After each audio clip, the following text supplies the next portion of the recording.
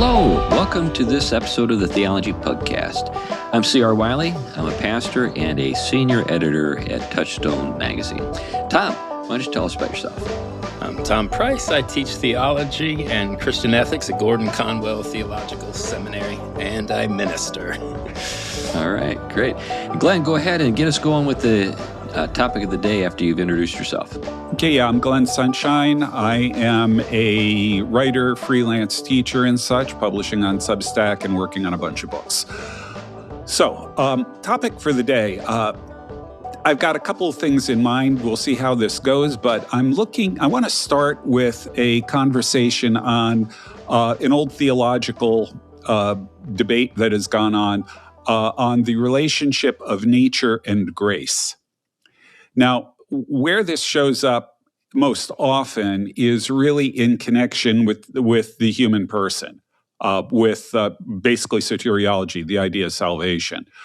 The question becomes, what is the relationship between human nature post-fall and grace? How do these things work together, or do they? And within the Catholic world, you have the idea that grace perfects nature, that even though we are fallen, there is something inside us that is still good, that can still do good things, but isn't really capable by itself of attaining salvation or reaching God. That requires grace. So the idea fundamentally is that God gives us grace through baptism, through the sacraments, through other means, which then strengthen our ability to do good.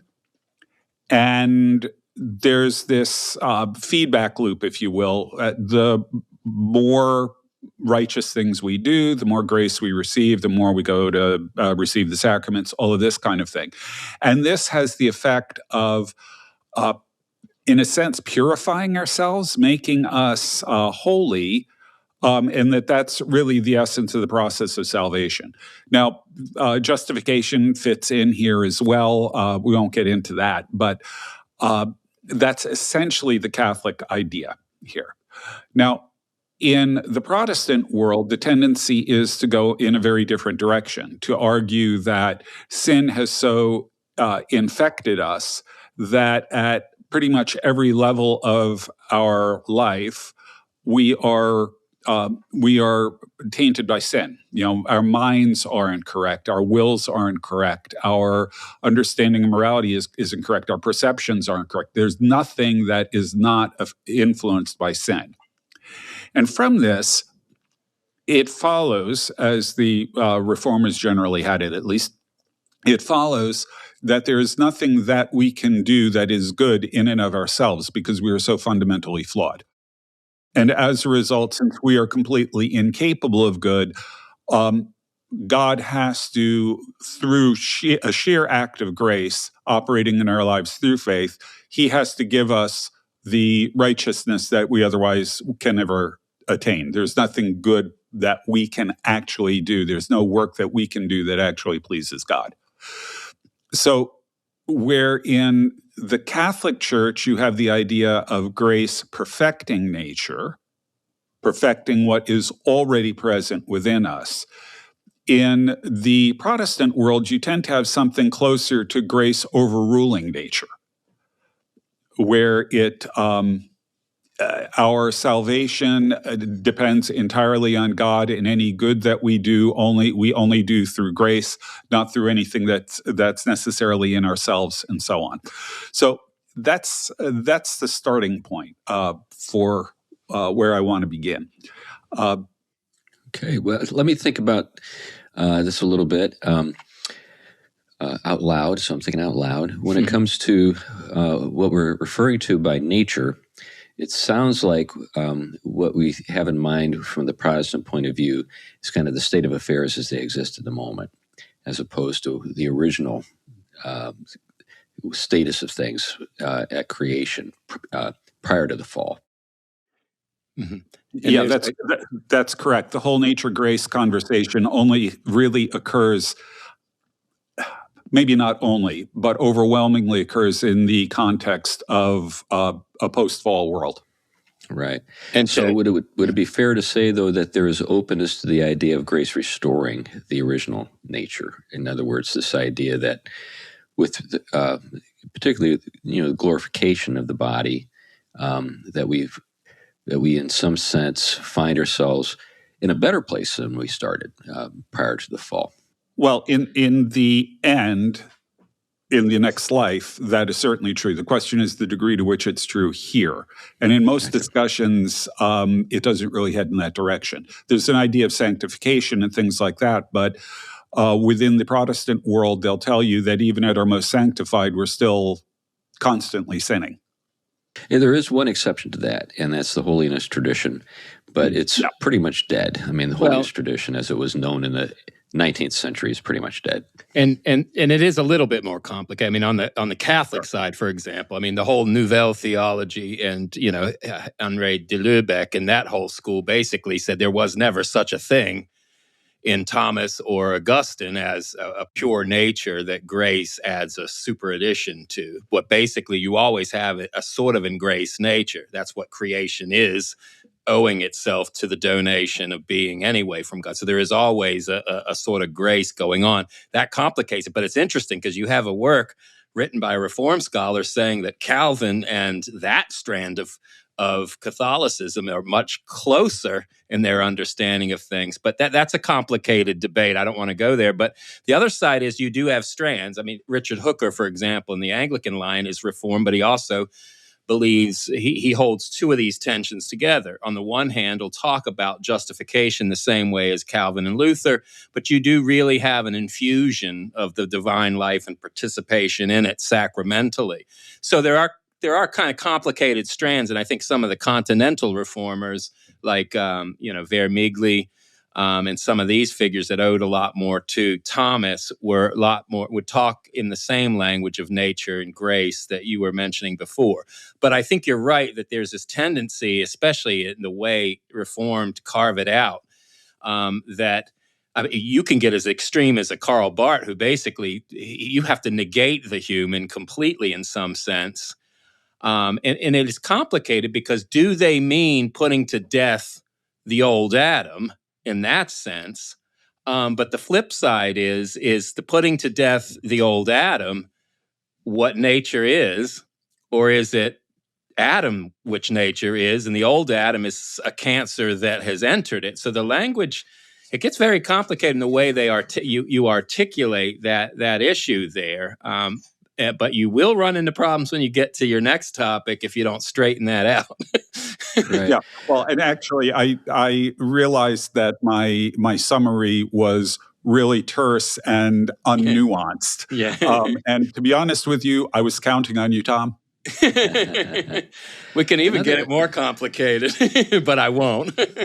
Well, another wrinkle to this, and this is something that actually a number of younger Reformed guys are kind of responding to, is a way of thinking about nature that in the course of our lives, there's a kind of hostility to just human nature per se, or particularly as it is expressed through the two sexes. This idea that grace against nature, or kind of overcoming nature, isn't working with anything kind of that is worth redeeming. It's more or less just this is kind of an Anabaptist kind of take on things, where what we have in mind is a kind of utopia, and the body and its tendencies or its proclivities or its design is in some sense in the way of achieving that kind of heaven on earth that they want to realize. Yeah, well, let's just talk for a moment about sex here, biological sex. God creates man, male and female. Each of them they're different from each other, but they are complementary to each other. And as a result, they really perform different primary functions within the dominion mandate. So the woman bears the greater share of the labor in childbearing, obviously, but men then bear the greater share of the labor in subduing the earth. Which is why when you have the judgment that's pronounced on them, Eve, it basically the judgment says your job as people who are carrying out the dominion mandate is going to turn into a real pain. Eve, you're going to have pain in childbirth. Adam, you're going to have pain in subduing the earth. The same word is used in both cases. So the point is that there is a complementarity, not only biologically, but also a kind of complementarity in terms of their primary functions in the world. Now, men are obviously involved in children coming into the world, and women are obviously involved in subduing the earth, but there are primary roles are distinguished there.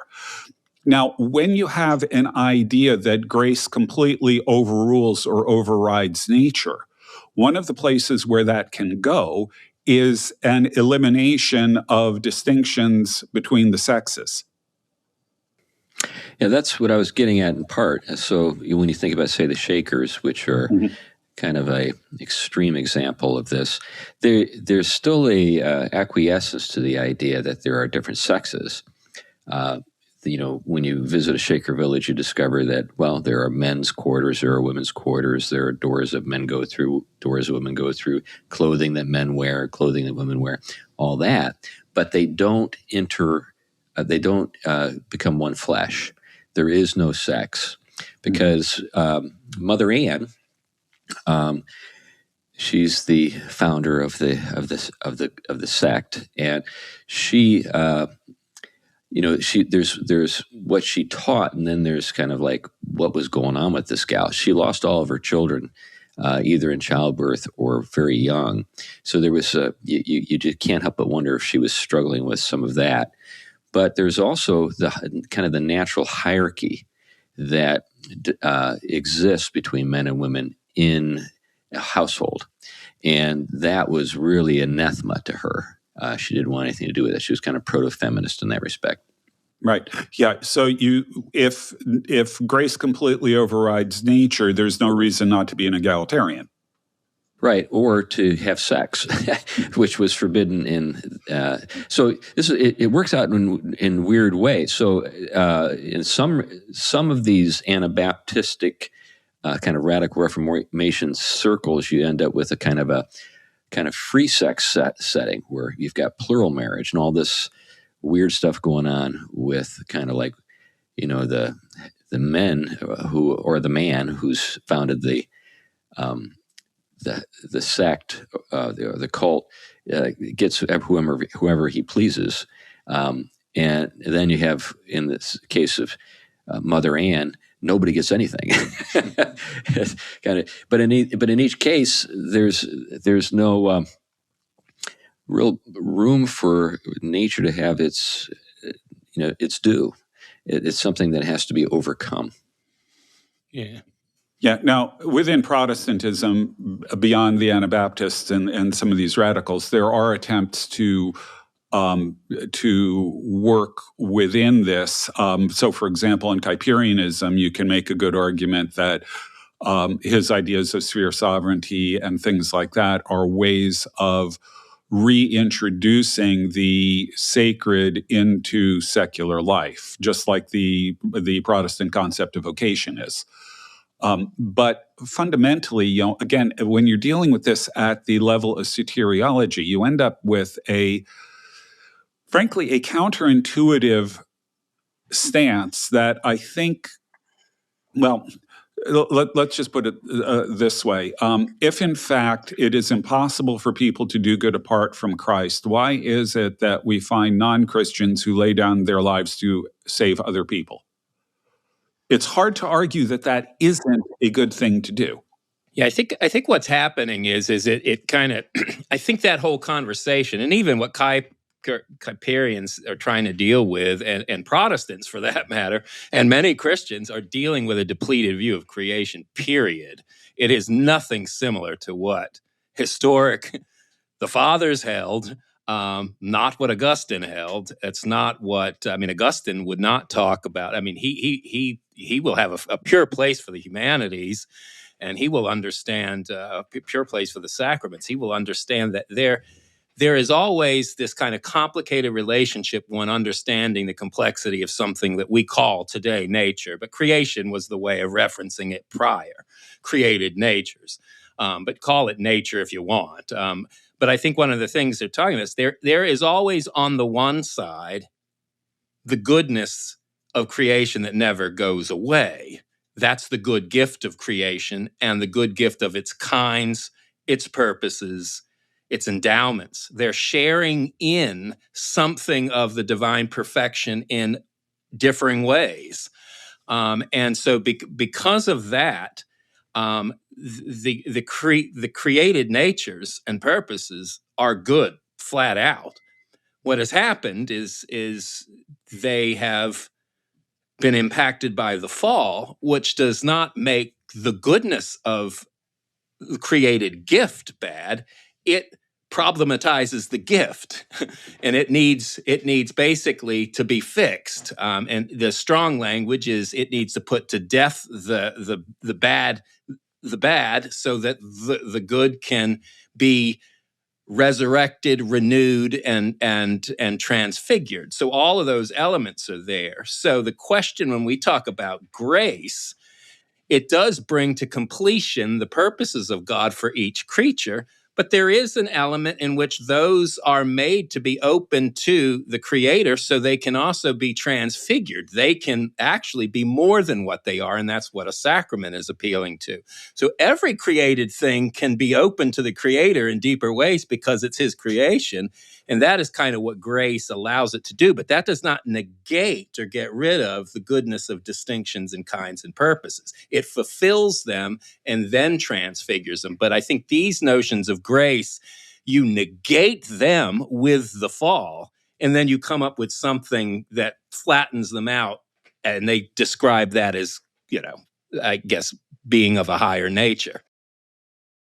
Yeah. Now, this is why I started off with saying that, the entire nature versus grace or nature and grace discussion really centers on soteriology, on what has happened to human nature as a result of the fall.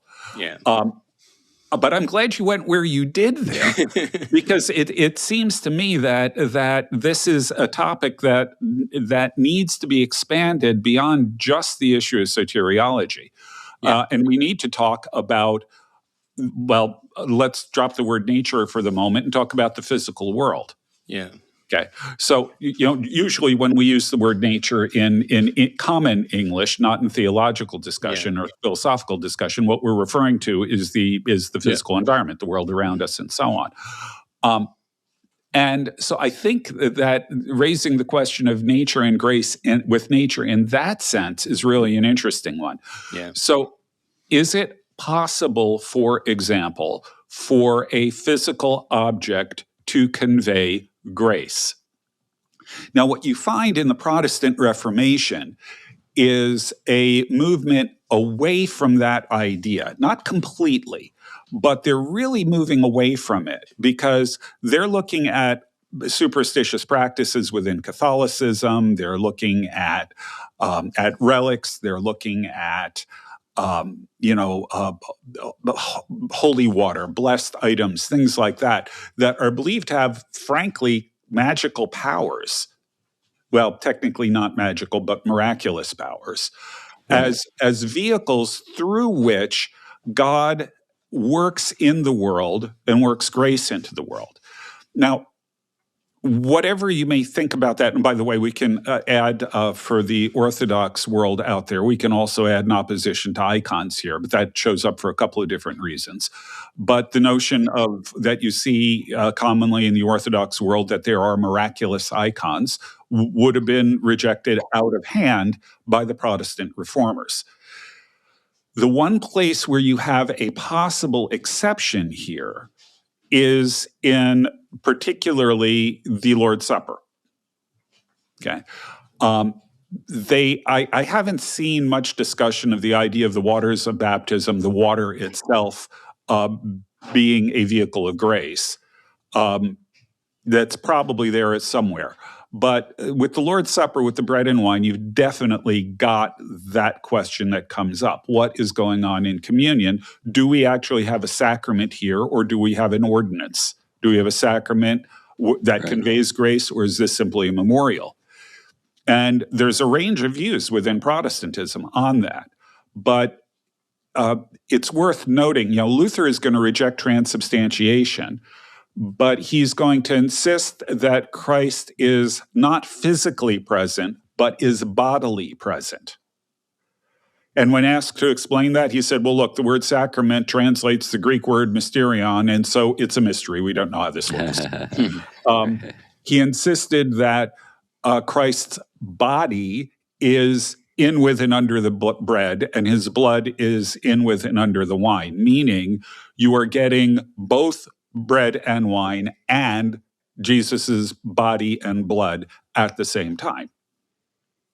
So, and again, there are all kinds of arguments that show up around that. But when you get to Zwingli is going to be arguing for that there really isn't any kind of special presence of Christ at the Lord's Supper, that it is nothing more than a memorial. After all, Jesus said, do this in remembrance of me.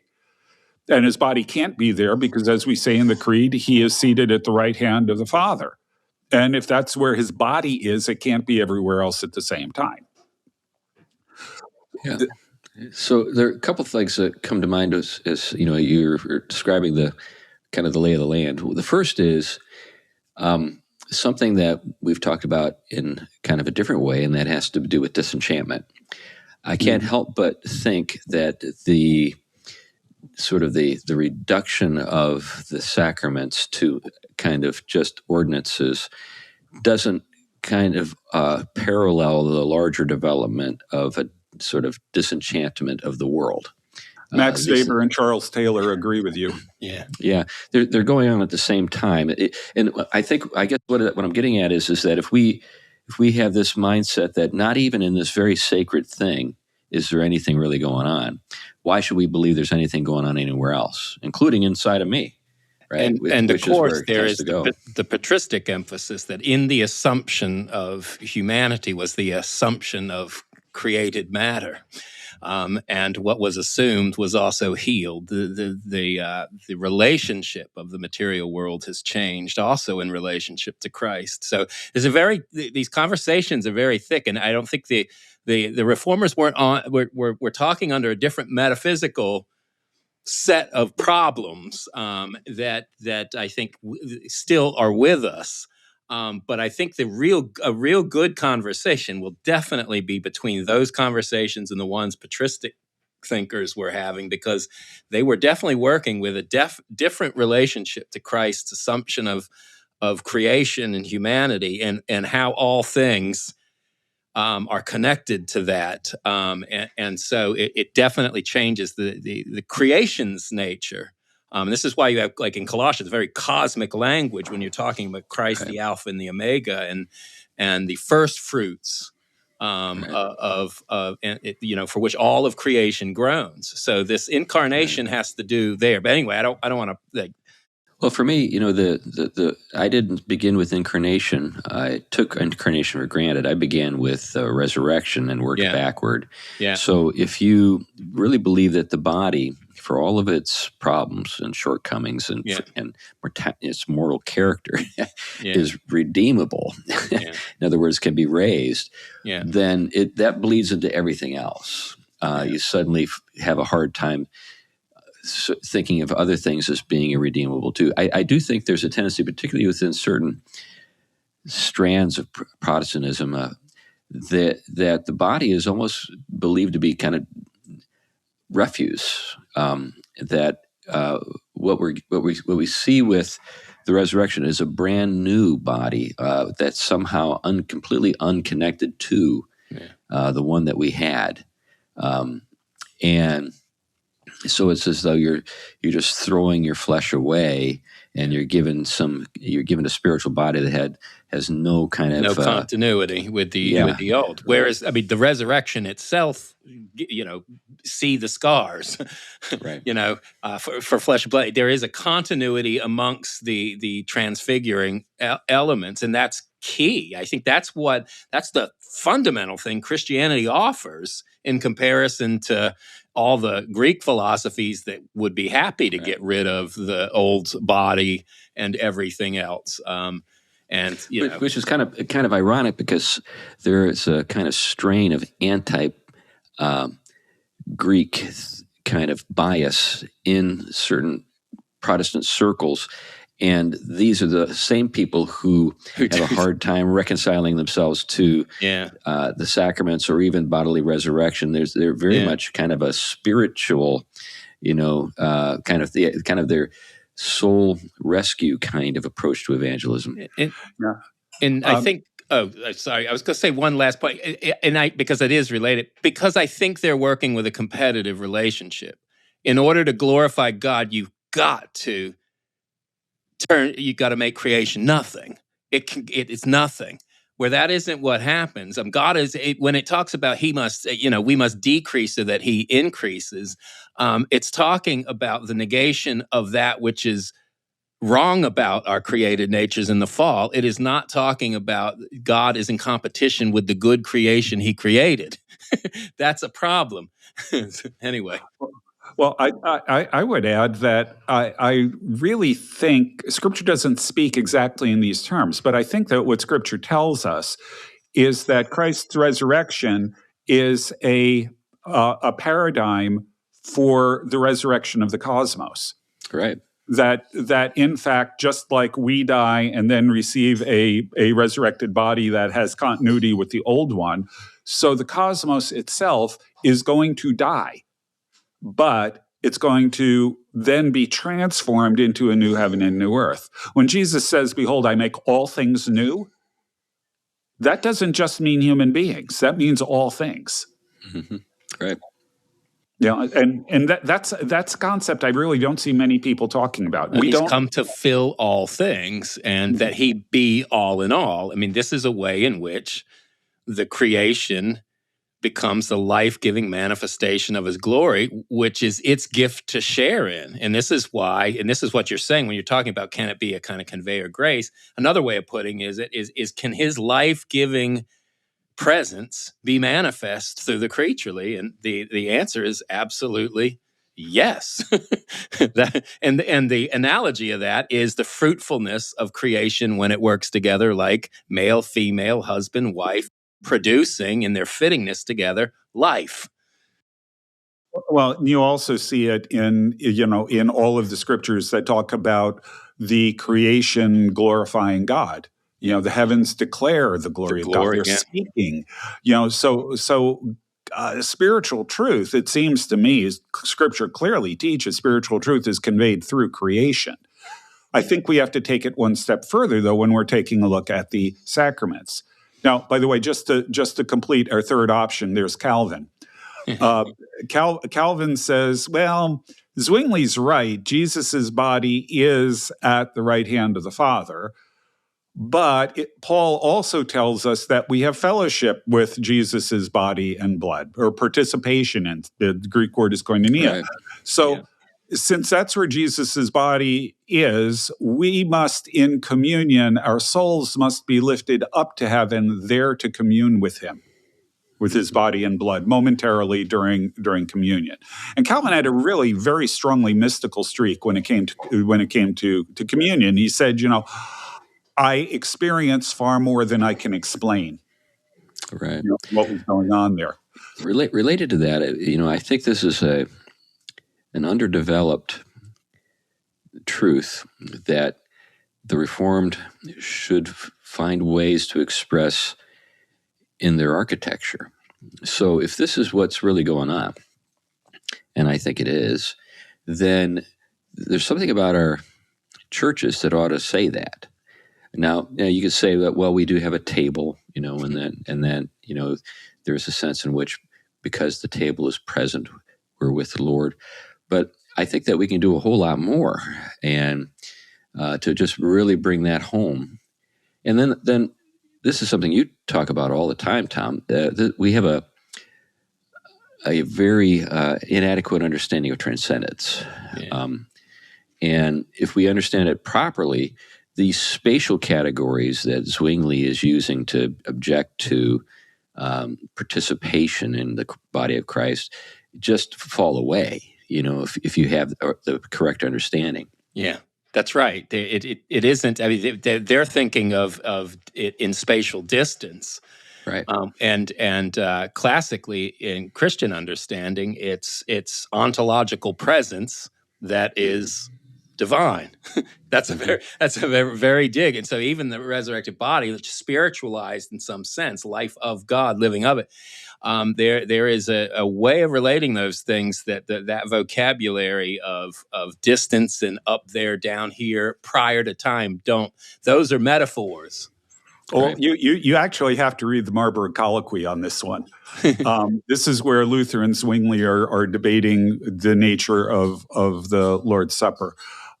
In my armchair Reformation for Armchair Theologian, the cartoonist that we had doing it, had the two of them arguing there with the caption, "Tastes great, less filling." But what Zwingli said is, look, Jesus is seated at the right hand of God. It violates the nature of bodies to be in more than one spot at once, so his body cannot be everywhere. Luther replied, "He's God." You by making that argument, you are rejecting the divinity of Christ. To which Zwingli replied, by making your argument, you're denying the humanity of Christ. Well, yes and no, because we have scriptural data to work with that talks about the Lord as the Spirit. But there's something else to consider when we think about this. This idea of transcendence means both infinite distance and being nearer to you than you are to yourself. That's right. And this is something that Hans Boersma talked with us about when he was with us, and he really did a great job at the recent Touchstone, where he gets into that. I think maybe it's a couple of years ago now, I'm thinking about it, but where he was talking about kind of the hierarchy of being and the idea that if you are lower in the hierarchy, you're further away from God because he's at the top, obviously. And Hans said, well, yes and no, because he's immediately present to every level. Yeah. Yep. Yeah, you actually see this in the hymns at the end of Paralandra. Lewis really does a marvelous job at everything is saying, I am closer. I'm closer to God. I reflect God more than anything else because, and this goes all the way down to the dust. Yeah. So right. But I have to go back and read that one again. Yeah, but the interesting thing, the question that this leaves me, now very few people, I think, actually understand or really hold to Calvin's view of communion. This is not one that, I mean, it's in Calvin. It's if you read his treatise on the Lord's Supper, it's clearly there. But it's not intuitively obvious that that's what's going on. It's not the experience that most people have. So I think most people don't really go with it. But the question that still remains in my mind is if we are actually communing with Christ's body and blood in heaven spiritually, what's going on with the bread and wine? Are they conveyors of grace or aren't they? And that is one of these things that I am uncertain about. I don't really know where to go with that because it is in the process of consuming the bread and wine where we have that fellowship, but that fellowship is not localized in the bread and wine. So exactly how does How do those things relate? I don't have an answer to that one.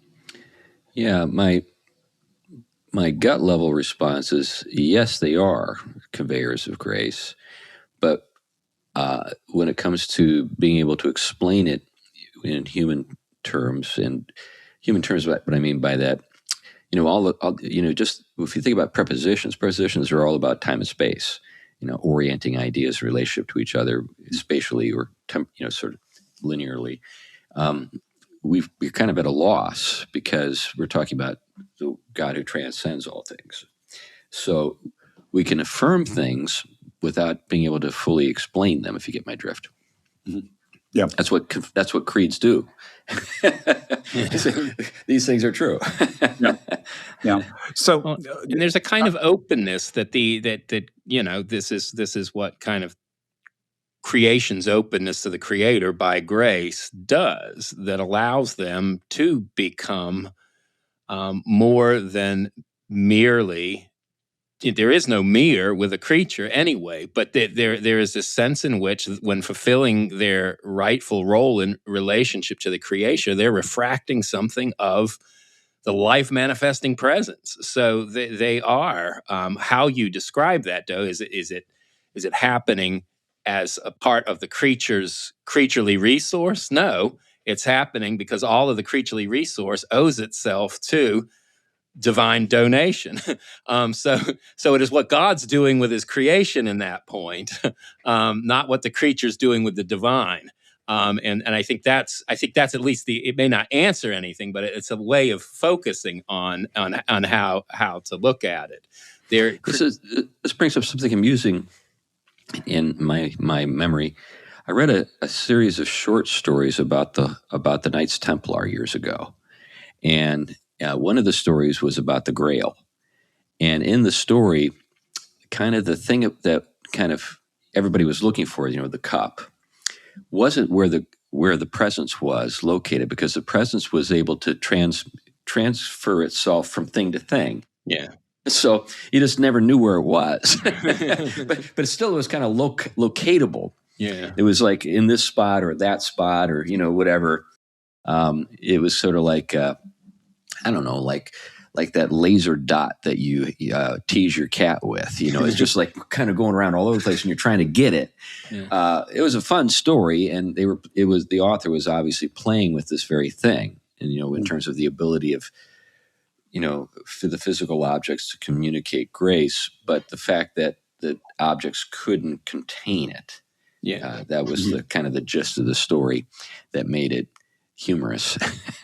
Incidentally, in Wolfram von Eschenbach's Parzival, the Grail is not a cup; it's a stone. The cup shows up later, apparently.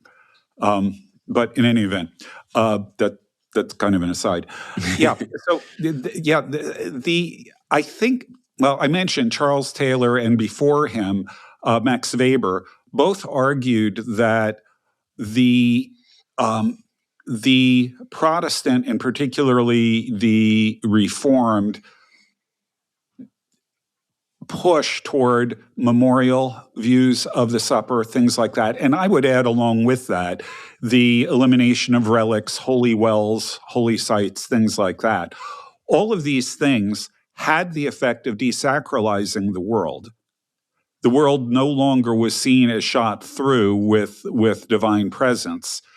And as a result, this was one of the sources of disenchantment, which is what you pointed out earlier, Chris.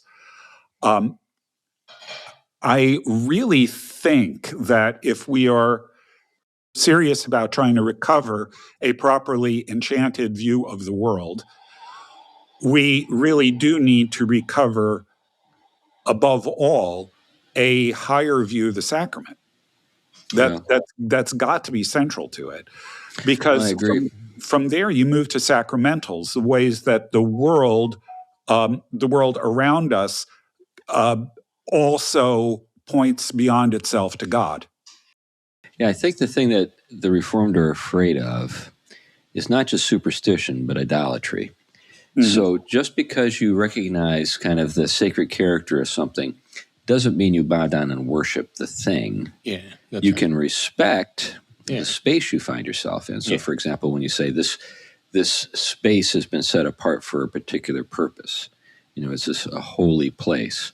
You are not necessarily saying worship the place. You're saying that there is something special about this. It's qualitatively different, but not the same thing as God seated on His throne. That's right. This is what you get with, say, the tendency that people have to bow down and worship angels. Right. Yeah. You have this spiritual reality that's so much grander and larger than you are, and it's real. Yeah. Your immediate response is to bow down and worship, and you see again and again in Scripture people being corrected. Don't do that. That's not a good thing to do. Right. Yeah. So, and yet you do get these, like the burning bush, right? Take your sandals off. This is holy ground. There is the place in which these manifestations take place, and the presence and but it is something very, like I said, I think when you notice, like if we're to read as kind of Protestants, this end of things in modernity, are to read certain things from early fathers and different things like this, or see some of the Orthodox practices that do go way back. You look at them and you'll think, oh well, they're bowing to this, they're doing this, and those nuances aren't in our vocabulary, so we see them kind of all the same thing: gesturing, honoring, bowing when you go in a household, those things. And there are clearly places in Scripture where that stuff can be corrected. For example, when they bowed before angels, say, no, I'm just an angel. Don't go doing that. Only certain things are for the divine. But I think that kind of fear-driven leads also to create its own set, as we've talked about, of unintended consequences. Right. And I think rather than, I think the way Augustine would put it, just like with religion, true and false religion, I mean, what you have here is the kinds of justice you owe to the different kinds of things. Because all creatures, I mean, right. this is what I think science doesn't respect, is the fact that we owe creation certain kind of justice. There's a certain due for the kinds of things and limits that are sacred that we honor, and we've lost that. So we just go steamrolling anything that is material and creaturely, not asking whether or not we are stepping into sacred elements of what these creaturely things are. Anyway, I've said enough there, but I think, No, I think that's great, and certainly the Reformed with their, advocacy of God's law, particularly the Decalogue, right there in the Fifth Commandment. You have some people who are explicitly commanded to be honored. You're commanded to honor them, father and mother. That's right. So this is God telling you to honor someone else. Yeah. Right. Yeah. Right. Yeah. Now, the other thing, since we brought up Augustine there, the Reformed have almost have an anaphylactic shock when it comes to things like iconography, symbolism, and things like that. It is I think often a severe overreaction to a particular way of understanding the regulative principle. And that again is one of these things that has the effect of desacralizing the world. You don't look at the world and see in the world symbols of something larger, something bigger. And I'm using the word symbol in a somewhat technical sense here. Augustine described it as signs and the thing signified. That language has now been superseded. Sign and symbol are distinguished, and what we're really talking here are symbols, but I don't want to get into that any further. But I think that the allergy to iconography, out of fear of idolatry, leads them to reject the symbolic elements that God has already told us He's put into creation. Right, which leads to the kind of literary absolutism. So there's this tendency in the Reformed world to think that the only way God communicates is through written words on pages and stuff like that. Right, and even that in and of itself is kind of a there's an irony to that, because ink is physical and pages are physical. Letters are signs. That's right. That's right. Yeah. Well, I'll take it a step further. In the modern, conservative Christian world, when we've talked about this before, there's this obsession with the historical, grammatical interpretation of the text as if that's the only one that's there. And this is actually, I would argue, a product of modernity. This is the way the modern world looks at the world, and we are products of modernity, so we bring that into the text with us. Mm-hmm. And so I don't remember whether we talked about this on a previous episode, but I heard about a book in which they took the parable of the Good Samaritan and did an exegetical history of it. And in different eras, they all recognize the moral component of it, which is the only one we recognize. But in different eras, they also saw other things in it. And what they saw in it depended very much on the era that they were in. Now, none of them were wrong, I would argue. They were all pulling out different implications of the story, different dimensions of the story. Whereas we just look at the circumstance and said, well, this is about telling you who your neighbor is and that you've got to go out and love them. Well, that's true. But does that exhaust the parable? And I would argue no. Yeah, and it goes to show why generally Protestants are such poor writers of fiction, because they can't imagine anything that's not Pilgrim's Progress having any value. And what I mean by that is, with Pilgrim's Progress, it's a pretty flat, one-dimensional kind of thing. It's well done. I'm not saying it isn't well done, and then it has its charm. But Christian is what? A Christian. Yeah. So there's no ambiguity. There's no layering. There's nothing like that going on.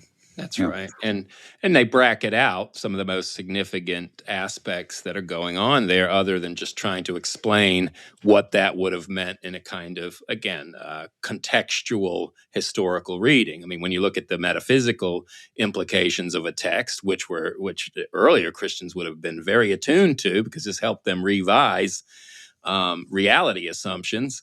Now they get sort of bracketed out as well. This, Philo was around at that time, and you basically can reduce it to whatever ideas were floating around, rather than these were used because they are actually communicating something about reality that is assumed throughout the Scripture. Right. It isn't just that they were borrowing, even though that was an at-hand thing to borrow, because it communicated the point they were trying to make. Right. Yeah, I think that's right. I think we live in a world today where we don't even think texts communicate anything except that we want them to communicate. That's right. Yeah, I want to push this into one other direction here, and we've already sort of touched on it when Chris was talking about places being dedicated for particular purposes. And if we accept the idea that the physical world, physical objects in the world can be vehicles of grace, can be vehicles of revelation, those sorts of things, then is it possible also to have places that are particularly sacred? So, now the problem that we run into here is that you can't get to that conclusion from sola scriptura. I mean, the only examples we have are Moses at the burning bush and the temple. But is it possible? Well, as an example, I have been in monasteries where people prayed for 1,000 years or more. Right. Those places frequently have a very, very different feel from the world around them, even if nothing is going on when I'm there. Yeah. Well, let's go a little bit kind of a lateral move, because I agree with you, but there will be people who listen to us and say, well, you're just been deluded, Glenn, because you're in a Catholic setting and you're thinking like a Catholic when you're in those settings. Here's another example. So the Tomb of the Unknown Soldier. People go to that and with a kind of reverence, and there's a kind of real moral outrage when people don't behave themselves in a way that people think that you should behave in that place. Another example would be, in New York, where the World Trade Center is, the Twin Towers, that memorial that is there. It's just you cannot go there, and it's not just because of the things that they've done to sort of sort of remind you of what occurred there. There's just something about the place that that is different. It's set apart for this purpose. It's set apart to memorialize, but also to, in a more deep way, deal with something awful at a spiritual level. It's not just, isn't this a place where we remember people who died? I didn't know anybody who was in the towers, but I was affected by what I experienced when I was there. If you have questions about, I find this interesting. A lot of people will have arguments against holy sites. I think your point about the atmosphere of places is really good. I would add, by the way, the Cove has a similar sort of effect on me, the Billy Graham Center in North Carolina. But consider the opposite. There are places I've been that had a tangible feeling of evil or spiritual darkness. I can think particularly of a large Tibetan Buddhist temple in Mongolia, where I just had a very, very strong feeling of spiritual darkness and ignorance there. Other people described it as evil. For me, it was more darkness and ignorance. Yeah.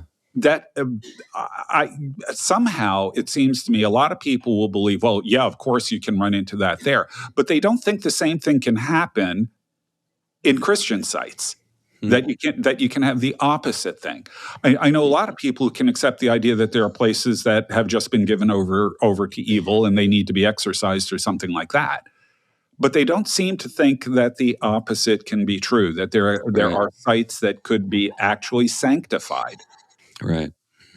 Well, and I think, on one hand, we know omnipresence is such that it works, that divine presence and its life manifesting nature are available at every place in one sense. Now, that does not take away from the fact that certain places can eclipse that presence because of evil and things like that. But why wouldn't it be that some places can't also be likewise more open due to whatever set of factors make that place open more to the life manifesting presence of God? And I think one of the things, being a Christian people gathered together, that definitely becomes one place at which there should be something of the life manifesting presence of God, and in community, where there can definitely be, like you said, something else going on. But why not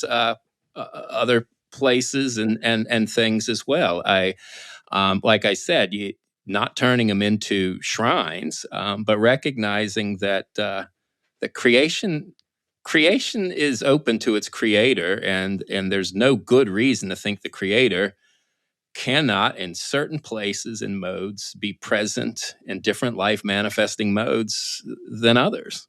Yeah, this was incidentally a debate within Judaism about the temple. Yeah. If God is in fact omnipresent, what does it mean for us to say that he is present in the temple? How is that different? And there was a lot of discussion on that. How do these two things work together? And as King David said, that he would dwell in the house of the Lord forever and gaze upon the beauty, which he didn't find quite everywhere else either. Anyway, sorry, Chris. No, it's in keeping with us about to ask. So do you remember how they tried to explain it, Glenn? These are rabbis. Yeah, actually, I would have to talk to my daughter about that. She's the OT prof, but she told me about these debates, which actually related to her doctoral work as well. So this reminds me of the 30th letter in the Screwtape Letters, and the reason that's so fresh in my mind is I just read it yesterday. So in that letter, Lewis is actually thinking about this sort of thing, but he's putting it in a different way. He's talking about the word real. So when people use the word real, they tend to use it in a contradictory way. So if something is endearing or uplifting, it's merely the impression that's being made. It's not real. But if something is dark, if something is disillusioning, if something is gives you a sense that we live in a purposeless universe, then that's real. So so people play this game. So it's not in one case it's about the sort of the psychological state, and in another case it's about the larger reality that surrounds us. But what we're talking about here is a fallen and disenchanted outlook on the world, a dark magic, a dark enchantment. Yeah, that I think that's exactly it. And again, the problem for Protestants on this, in discussing these ideas, is if we're going with sola scriptura in a very strict sense of the word, we can't support the idea of sacred places or infested places or anything like that. There's really no discussion of that I can think of in Scripture. And yet, I don't think Scripture tells us everything about the unseen world. And I think that sort of experience, discernment, intuition even have a place in understanding or in thinking about some of these things. And okay, I've just gotten myself in trouble with a whole lot of our audience. All right, fine. But this whole idea of intuition, though, we have a tendency to think that if we can't frame a matter in a way that has some kind of logical, universally accessibility, then it can't be real. I don't think we actually live that way. And I think, too, that there are just a range of experiences that don't necessarily fit into the sacred, profane categories, but just a sense of significance. So here's a weird thing, and I don't know entirely what to make of it. But in the course of my research on my family history, I've gone all the way back to the 17th century. I know that my ancestors in the United States first arrived in 1640, both in Virginia and in the Massachusetts Bay Colony, fleeing something, obviously, the English Civil War. But in terms of their trek across the United States, they went to the places I ended up going later in my own life. So the places where they lived, I've lived, which is really weird. Yeah. In fact, I just discovered a branch of the family tree that goes back to the Massachusetts Bay Colony, and I have ancestors whose graves are 20 miles from my house in Tolland. I intend to check them out, but I mean, they are from like the 17th century, late 17th century. And the particular location that these graves are in, I've always had affection for. I don't know why, but it was this strange sort of intuition. Now people are thinking I'm spooky and believe in ghosts and stuff like that. Okay, but I'll take the accusations. But it's now maybe there's mysteries, like you said, that. I mean, I'm willing to entertain that. I'm subject to suggestion. But the problem is the order of things. In other words, when I discovered that that's where my ancestors were buried, that was after I had these positive feelings about the place. Yeah. Well, there are they're just sometimes puzzles. I mean, how many people do you know? I know I can count myself, my children, others who one person is born a day or two after an uncle or aunt in every one. I mean, and no one's planning this. It starts to get to where it's statistically bizarre. To one point, I had a friend of mine, a church I used to go to. He and his sister were twins. Not planning, he and his wife had their first child, set of brother and sister twins born on their same birth date.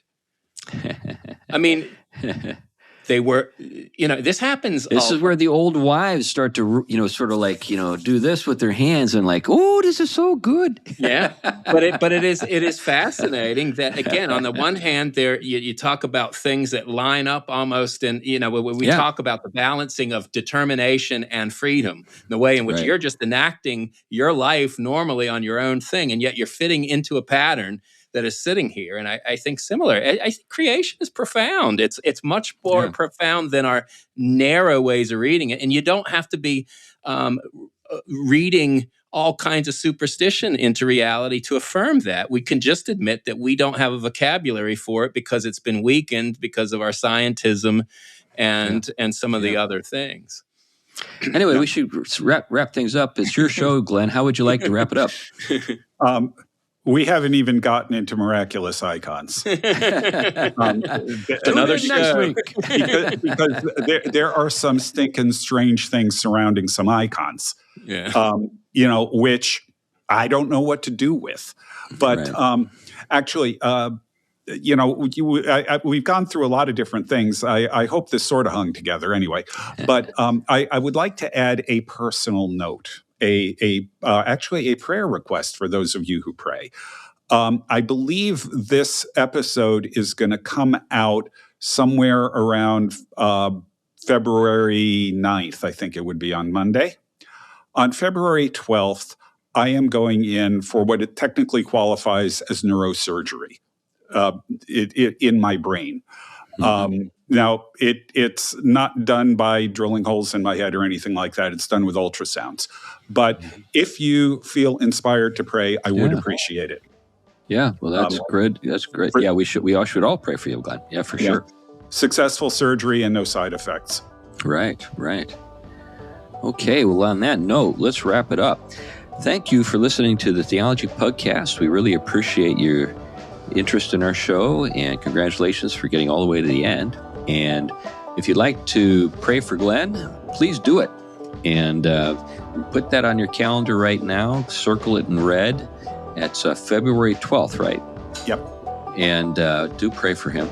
If you'd like to help out the show and help us pay the bills, that's great too. And there's a link in the show notes to our Patreon page for those who would like to do that. Anyway, that's enough for now. Thanks a lot, and bye-bye. Bye-bye.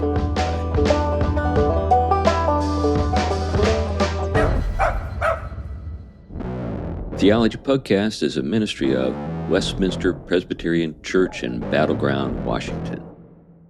The Theology Pugcast is produced and edited by Wiley Craft Productions of Nashville, Tennessee.